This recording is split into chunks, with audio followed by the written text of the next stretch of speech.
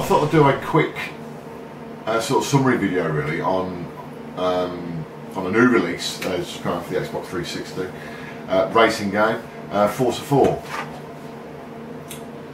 There we go there. That came out on Friday of last week, so I've had it a couple of days now.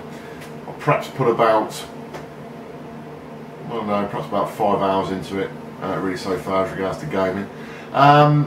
It is a really good game actually. I'm quite surprised. I can't really. I find it quite difficult to get into racing games as regards to these sort of sim type games.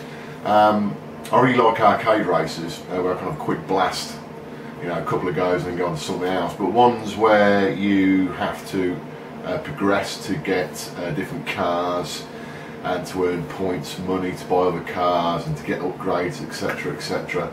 I do find it a bit tedious, I've got to be honest. And I haven't really got into previous Forzas on both the Xbox and the Xbox 360. I do own them all, but I've never really put a hell of a lot of gameplay time into them. Forza 3 for instance, even though I bought that I don't know, well over 12 months ago now, I've only really started to play it this year and I haven't really put a lot of time into it. It is a great game. I think GT5, Gran Turismo 5 for PlayStation 3 is probably the most type of gaming lengthwise I've actually put into a racer, and even that got a bit tedious after a while. So I was slightly apprehensive, even though I love my driving games, I was slightly apprehensive with this purchase. But with the limited time I have put into it so far, it is absolutely fantastic. I really do like it. It's easy to get into, which is a bonus.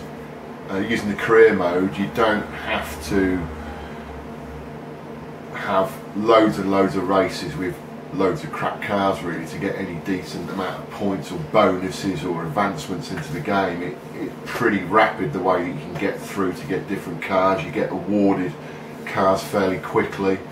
You can go to the upgrade shop and you can tune the car. And one good thing about Forza 4 is that if you use one particular car for a number of races over quite a short period of races, say I think it's about 4 races I've found, probably 5 races, maybe even 6, but it's quite a short period of time, is that you can get 100% discount of all the tuning parts. So for instance, I went and one of my first cars I had, because I played Forza 3 on the Xbox, it actually imports certain things from the previous version of Forza, and it gives you some bonuses as regards to your previous cars that you bought on Forza 3, and one of the cars it carried over for me was a brand new RS Focus, Ford RS Focus. So after quite a short period of time I received 100% discount on tuning parts, when it basically just ramped the car up to something like 500 horsepower or something, absolutely crazy. And then you can start having a bit of a crack then with the actual game itself and have a bit of a play and, you know, start to enter against cars that are that are normally much higher rated than yourselves, but because of your horsepower, the modification you do, it brings your car up to their sort of level, so you start racing supercars, but it makes it a bit more interesting certainly. So it's quite quick to get into in that way, and I certainly haven't got bored yet. One of the real good things about Forza is the amount of tracks that you've got on Forza 4. I can't remember what it was like on Forza 3. I think it was still varied on Forza 3, but Forza 4 you've got an absolute multitude of tracks from all over the world, and they're proper racetracks. So that's really good. The actual handling side of the car and the gaming physics seem okay. You know, it's certainly not what I would call a simulator, but it suits me better for that. You know, I just want a quick blast. I don't want something that's actually real life, to be fair, you know. But yeah, so the variety, certainly with the cars, the potential of the cars you can get is absolutely massive.